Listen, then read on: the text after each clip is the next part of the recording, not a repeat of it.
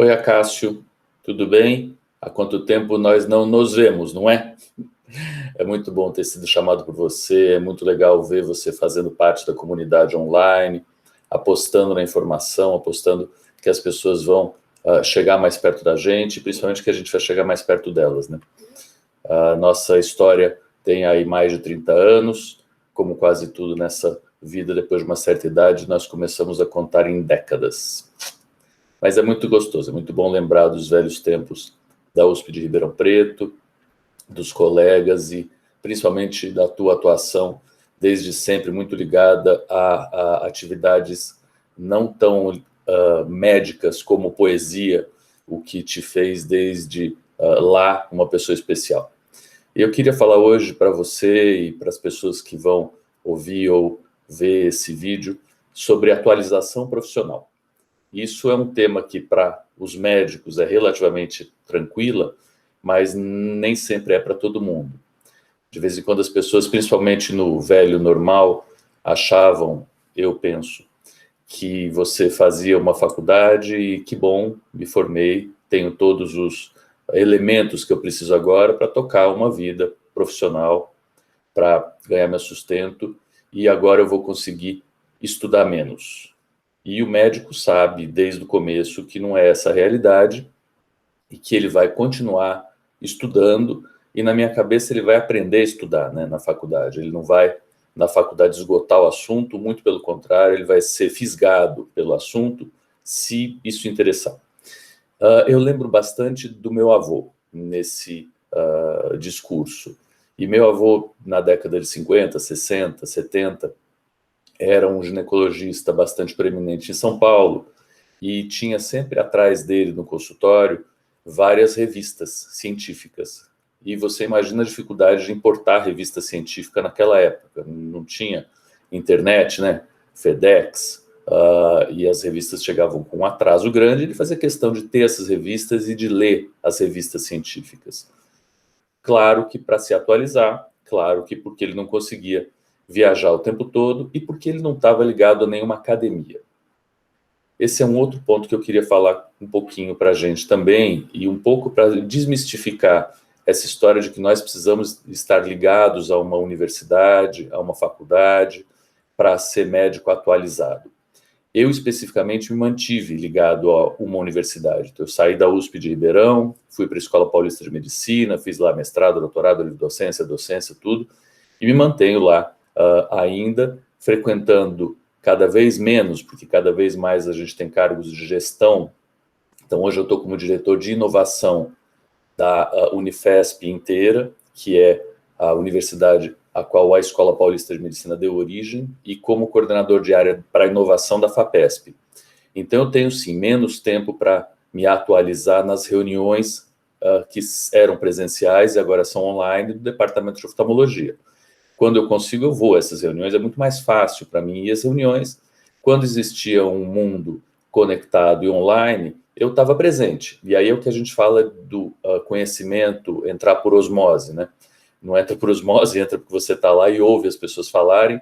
E principalmente quando você está num ambiente de ensino, os mais jovens trazem não só as dúvidas, mas as respostas. Então, eles leram os artigos, eles pensaram no problema, eles trazem a motivação e o questionamento, e você vai atrás para ver se aquilo lá tem sentido, e nessa busca você acaba se atualizando, isso sem falar dos colegas que estão do lado e que ou são colegas que são competitivos do ponto de vista bom, que te fazem ir à frente, ou são colegas colaborativos, claro, tem os críticos, esses a gente vai deixar de lado, são colegas colaborativos que te ensinam também.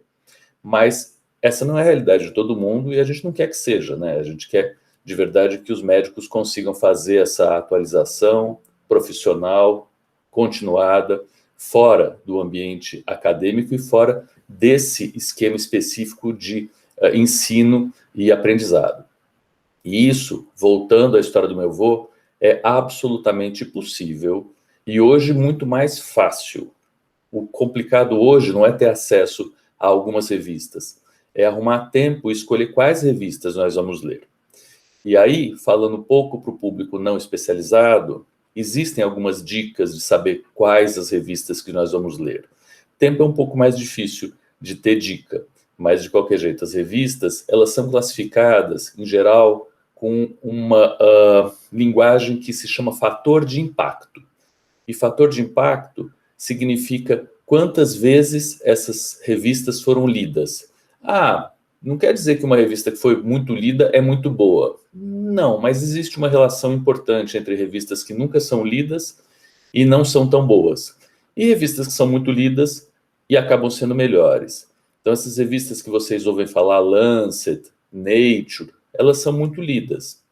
Nas especialidades, elas não têm esse fator de impacto tão grande como tem essas revistas mais transversais, que abarcam várias especialidades. Mas na minha, por exemplo, nós temos 3 ou 4 revistas que, se forem lidas mensalmente, nos deixam atualizados. É interessante a população saber que dentro dessas revistas existem subseções. Então, dentro de uma muito importante para mim, que se chama Ophthalmology, é uma revista da Sociedade Americana de Oftalmologia, bastante tradicional. Eu vou, em geral, na capa da revista e a gente vê quais são os artigos que existem. Eu faço muito mais uma área que se chama segmento anterior, que dá conta de cirurgia de catarata com lentes especiais, transplante de córnea, vários tipos de transplante, cirurgia laser, a parte de patologia externa, conjuntiva, córnea, úlceras e aí vai. E existem, então, sessões que se direcionam exatamente a essas especialidades. E eu vou, em geral, nessas para ler o artigo inteiro e passo o olho no resto das coisas, e tendo coisa importante, essas coisas me chamam a atenção. Então, isso é uma continuidade do estudo que nós temos o tempo todo. Eu acho que vale a pena falar um pouquinho também de como que nós conseguimos chegar aí. Isso para as gerações que estão vindo e para quem está na prática, meio que entender um pouco desse novo normal, né? Eu tenho uma filha que está em Vancouver, a Cássia, não sei se você sabe, e ela acabou agora de fazer a faculdade, fez biologia aplicada, e agora ela foi aceita no mestrado em saúde pública da Johns Hopkins. Então, estou muito orgulhoso, sim, e ela vai para a Johns Hopkins. Mas não é isso que eu quero falar para você. Eu quero te dizer que eu aprendi com ela, e ela aprendeu lá, mas já começando aqui, que o estudo é feito todo dia. E o estudo não é feito na sala de aula. Então, nós mais ou menos sabíamos disso, mas nós aprendemos na marra, né, na raça. Nós, na faculdade, tínhamos aula ainda de professores lendo slides conosco. E eu, até há muito pouco tempo atrás, fiz isso. Eu fiz um ensino muito menos ativo e muito mais passivo. Isso, atualmente, me é cobrado e eu entrego em instituições mais novas. Então, eu dou também a parte de oftalmologia toda da faculdade do Einstein. E lá, todo o ensino, desde o começo, foi um ensino ativo, onde os estudantes estudavam, teoricamente, em casa, e nós passávamos casos clínicos, e ainda passamos, para discutir com os estudantes as dúvidas e os aspectos mais relevantes dos casos clínicos. E isso implica necessariamente numa dose de leitura fora da universidade, tanto do ambiente físico como do ambiente mental, daquelas horas que você teoricamente fica lá dentro, uma organização importante dos estudantes e o que a gente ainda não consegue, mas que essa eu acho que é uma parte importante de todo mundo tentar lembrar, ficar atento e brigar por, menos tempo físico dentro da faculdade. O tempo físico de uma faculdade de medicina, quanto tempo nós passamos lá dentro, ele é insano. É todo dia, das 7, quando a gente tinha anatomia, né? Ou das 8 até as 4h30, 5 horas. E depois você sai de lá morto, e aí vai fazer todas as tarefas estudantis que não incluem estudo e que são muito importantes para a socialização, para o amadurecimento, para a diversão, mas o estudo de verdade acaba sendo algo que fica relegado a quando a gente tem energia. O que acontece em Vancouver? A minha filha tinha 3 horas de aula por dia, de vez em quando 1h30 de aula por dia, mas como assim? Pois é, ela tinha uma matéria, 2 matérias por dia. E eu nunca vi alguém estudar tanto.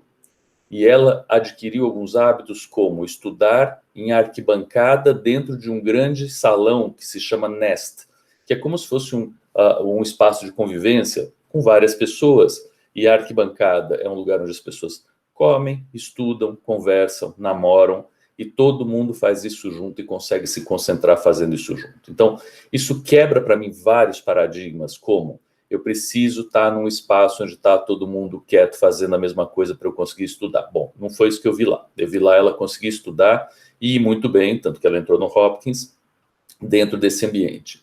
Não, ela não nasceu assim. Ela passou por vários locais que a deixaram assim. Um deles foi o Colégio Bandeirantes, que é um colégio aqui em São Paulo, bastante, entre aspas, tradicional e forte, mas ele acaba na porrada, fazendo com que os estudantes cheguem nesse espaço. Ele é um colégio que dá muita prova, e, portanto, os estudantes precisam estudar para a prova fora da sala de aula, e, portanto, eles precisam se organizar para isso.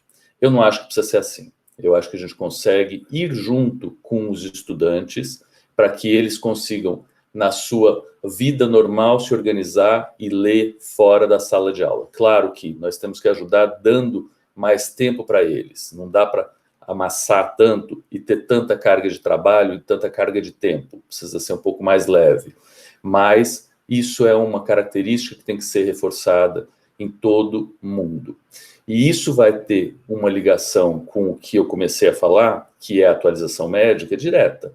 Então, você imagina, se nós conseguimos, durante a graduação, entender como funciona o estudo, funcionar desse jeito, a ver o tempo que nós precisamos para cada tarefa, executar as tarefas independente do ambiente e do tempo, a gente vai fazer isso o resto da vida, né? Talvez a última palavra seja como que a gente vai checar, tanto como médico, como paciente, como colega, se a gente está funcionando desse jeito. E não é fácil, né? A gente tentou já, em alguns momentos, colocar prova de título, como tem a OAB, para advogado no meio médico, não conseguimos até agora. Eu, particularmente, acho que seria importante ter algum selo da sociedade para ela confiar mais nos médicos, mas eu acho difícil que isso se traduza mesmo em melhores médicos. De qualquer jeito, volta aquela sensação da empatia com o seu próprio médico. Então, claro que tem pacientes que preferem um médico mais acadêmico, mais seco, um pouco mais baseado em evidências puras, né? E tem pacientes que preferem um acolhimento maior, não necessariamente com essa profundidade acadêmica tão grande. Mas eu acho que para os pacientes é bastante importante saber essa realidade, que o bom médico nunca para de matar a sua curiosidade, e não é estudar. O estudo é um nome que eu acho que se dá para a curiosidade quando ela está sendo lapidada, quando ela está sendo desenvolvida.